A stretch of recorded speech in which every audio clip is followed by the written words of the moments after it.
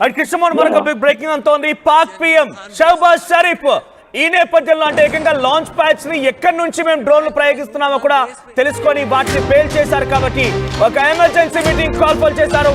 Emergency meeting call చేసి వాటి ద్వారా భారత్ చేసినటువంటి చర్యలు ఎలా ఉన్నాయి, మనం ఎలా ఎదుర్కోవాలనే దానిపైన ఒక్కసారిగా ఏం అర్థం కాక తల్లుపడుతున్నారు. కాబట్టి ఏకంగా పార్లమెంట్ లో కూడా పాకిస్తాన్ ప్రైమ్ మినిస్టర్ ను ఒక పిరికి పందా ఈడియట్స్ కౌంటర్లు అంటూ కూడా అక్కడ ఎంపీ మాట్లాడారు. కాబట్టి ఏకంగా అక్కడ డిఫెన్స్ మినిస్టర్ అయితే ఏకంగా మేము ఆయన బహుశా ఆయన నవ్వుతూ అన్నారా లేకపోతే హాస్యాస్పదంగా అన్నారా మనకు మాత్రం డిఫరెంట్ నవ్వుతూ అనిపించింది. అక్కడే పాక్ డిఫెన్స్ మినిస్టర్ ఏమన్నారు తెలుసా, మేము ఎందుకు తిరిగి దాడి చేయడం లేదంటే మనం డ్రోన్లు వెళ్ళేటువంటి ప్రాంతాలు భారత్ కనిపెడుతుంది కాబట్టి అందుకే మేము డ్రోన్లు వెళ్ళేటువంటి ప్రాంతాలు కనిపెడుతుందని ఆ ప్రయత్నాన్ని మనం తిప్పికొట్టలేకపోతున్నాం, డిఫెండ్ చేయలేకపోతున్నాం, ఎయిర్ బేస్ సిస్టాన్ని మనం ఎయిర్ డిఫెన్స్ సిస్టాన్ని యాక్టివేట్ చేయలేకపోతున్నామని చెప్పి ఆయన పార్లమెంట్లో మాట్లాడలేదు.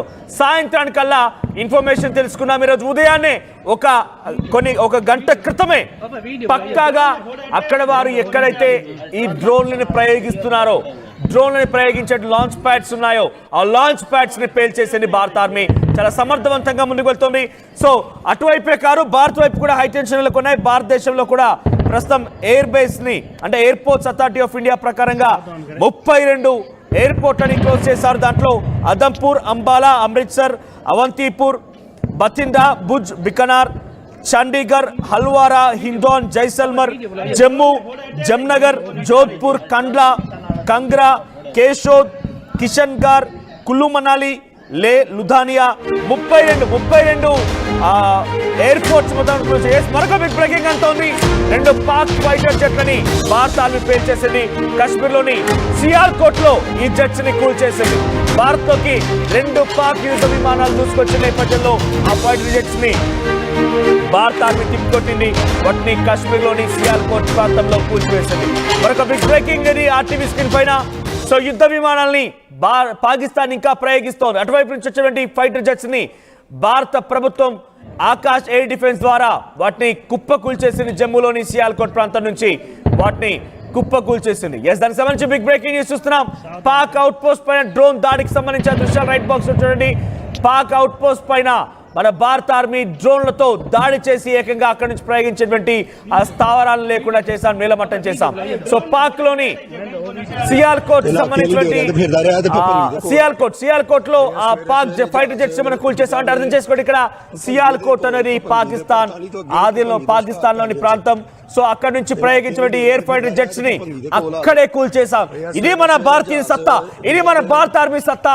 We are proud to be Indian చెప్పడానికి ఇది చాలా గర్వంగా అనేటువంటి సిచ్యువేషన్. అక్కడ నుంచి ఫైటర్ జెట్స్ వస్తుంటే మన వైపు నుంచి రాడార్లు పసిగట్టి ఆ ఫైటర్ జెట్స్ ని సియాల్కోట్ ఆ పాకిస్తాన్ లోనే పేల్చేసాం. ఇది భారతీయ యొక్క ఆర్మీ సత్తా అంటే.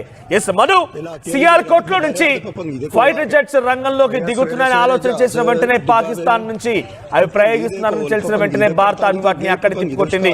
సియాల్కోట్ ప్రాంతంలోనే ఆ ఫైటర్ జెట్స్ ని కూల్చేసింది. అప్డేట్స్ ఏంటి? భారత ఆర్మీ ఇంకా ఎటువంటి పాకిస్తాన్ చిచ్చేయబోతోంది, పాకిస్తాన్ పైన ఇంకెటువంటి ఒక హైటెన్షన్ వెళ్ళబోతోంది, పాకిస్తాన్ పైన ఎటువంటి ఇంకా మారణ హోమాన్ని క్రియేట్ చేయబోతోంది, పాకిస్తాన్ అల్లాడించబోతోంది.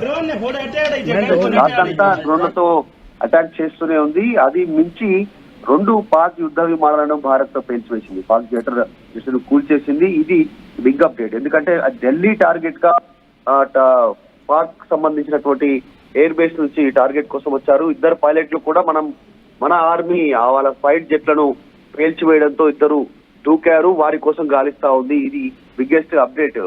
ఆకాశ్ ఎయిర్ డిఫెన్స్ ద్వారా ఈ పాక్ ఫైటర్ జెట్లను స్మాష్ చేశారు. వారి కోసం గాలిస్తా ఉన్నారు. వాళ్ళిద్దరు దూకేశారు. పేల్చుతున్న సమయంలో వాళ్ళు ఎక్కడున్నారు అనేటువంటిది వారి కోసం గాలిస్తా ఉంది ఇండియన్ ఆర్మీ. ఎందుకంటే పదే సివిలియన్ కొంతమందిని టార్గెట్ చేసుకుంటూ నిన్నటి వరకు కూడా కంటిన్యూ అటాక్ చేశారు. రాత్రి అదే పని చేశారు. ఇప్పుడు డైరెక్ట్ గా ఢిల్లీ టార్గెట్ గా, ఎందుకంటే ఢిల్లీ దేశ రాజధాని పైనే టార్గెట్ చేస్తా ఉన్నారు. మనం చూసాం భారత్ టార్గెట్ చేసినటువంటి ఎక్కడ కూడా సివిలియన్ పైన టార్గెట్ చేయలేదు. కేవలం టెర్రరిస్ట్ క్యాంపులు, టెర్రరిస్టుల పైన మాత్రమే దాడి చేసింది. ఈ రోజు మళ్ళీ పాకిస్తాన్ మళ్ళొక దుస్సాహసానికి పాల్పడేట్టుగా చాలా స్పష్టంగా కనిపిస్తా ఉంది. 2 ఫైటర్ జెట్స్ తో ఢిల్లీ టార్గెట్ గా వస్తున్నట్టుతో పేల్చివేస్తారు. వారి కోసం గాలిస్తాం. ఇప్పటికీ ఒక పైలట్ దొరికారు, మన అదుపులో ఉన్నారు, పాకిస్తాన్ కి సంబంధించిన పైలట్. ఇప్పుడు మరొక ఇద్దరు కోసం గాలిస్తున్నారు. వారు ఎక్కడ ఉన్నారు అనేటువంటిది వారు పట్టుకునే ప్రయత్నం చేస్తా ఉన్నారు. అయితే రాత్రంతా కూడా పంజాబ్ లో 35, జమ్మూ కాశ్మీర్ లో 25, గుజరాత్ లో 18, రాజస్థాన్ లో 10 డ్రోన్లను పేల్చివేశారు మన భారత ఆర్మీ. నిన్న ఒక 500లకు పైగా డ్రోన్లను పేల్చివేశారు. పదే పదే టర్కీ, చైనా నుంచి వచ్చినటువంటి డ్రోన్లతో దాడి చేసే ప్రయత్నం చేస్తా ఉన్నారు. మొత్తం 32 ప్రాంతాల్లో ఇప్పటికే విమాన సర్వీసులు బంద్ చేశారు. దానికి సంబంధించి అలర్ట్ జారీ చేశారు. దేశవ్యాప్తంగా రెడ్ హై అలర్ట్ ఉంది. సో 11వ తారీఖున భారీ ఆపరేషన్ భారత్ కూడా చేపట్టబోతున్నట్టుగా కూడా చర్చ నడుస్తా ఉంది. ఈ నేపథ్యంలో మొత్తానికి మరొక 2 జెట్ ఫైట్లని పాకిస్తాన్ కి సంబంధించిన కూల్చివేయడంతో ఒక ఉద్రిక్తత ఉంది. వాళ్ళిద్దరు ఎక్కడ ఉన్నారనేటువంటి పట్టుకునే దాంట్లో భాగంగా ప్రస్తుతం భారత ఆర్మీ ముందుకు వెళ్తా ఉంది. ఇప్పుడు ఎవరైతే ఆ ఫైటర్ జెట్స్ ని వినియోగిస్తూ వచ్చారో వారంతా కూడా భారత ఆర్మీ అదుపులో ఉన్నారా? భారత ఆర్మీ అదుపులోకి తీసుకుందా? అప్డేట్ ఏంటి? ఎగ్జాక్ట్ అంటే మన భూభాగంలోకి వచ్చే ప్రయత్నం చేస్తున్నారు కాబట్టి ఢిల్లీ టార్గెట్ గా వాళ్ళు ప్లాన్ తెలిసిపోయిన తర్వాత మనం కూల్చాం. భారత ఆర్మీ వాళ్ళని టార్గెట్ చేస్తూ ఆ 2 ఫైటర్ జెట్లను కూల్చివేస్తున్న సందర్భంలోనే వాళ్ళు దూకారు దాంట్లో నుంచి. వాళ్ళను పట్టుకునే ప్రయత్నం చేస్తా ఉన్నారు. వాళ్ళు ఎక్కడున్నారు అనేటువంటిది ఫైండ్ అవుట్ చేసే దిశగా ఇండియన్ ఆర్మీ గాలింపు చర్యలు చేస్తా ఉన్నారు. అయితే విమానాలను కూర్చిన తర్వాత ఒకవేళ గనక వాళ్ళు దొరికితే పూర్తి స్థాయిలో మరింత సమాచారం బయటకు వచ్చే అవకాశం ఉంది. ఏ టార్గెట్లు పెట్టుకున్నారు వాళ్ళు అనేటువంటి ఇంకా మరింత సమాచారం వచ్చే అవకాశం ఉంది. కాబట్టి ప్రస్తుతం వారిని గాలింపు చర్యలు చేపిస్తా ఉన్నారు. మొత్తం రాత్రి అంతా డ్రోన్లతో దాడికి పాల్పడుతూనే ఉంది దీనికి సంబంధించినటువంటి పాకిస్తాన్ కి సంబంధించి. సో భారత్ కూడా వారికి అదే రీతిలో వారికి నీటైన సమాధానం చెప్తూ ముందుకు పోతానే ఉన్నటువంటి పరిస్థితి. మనోజ్ రైట్.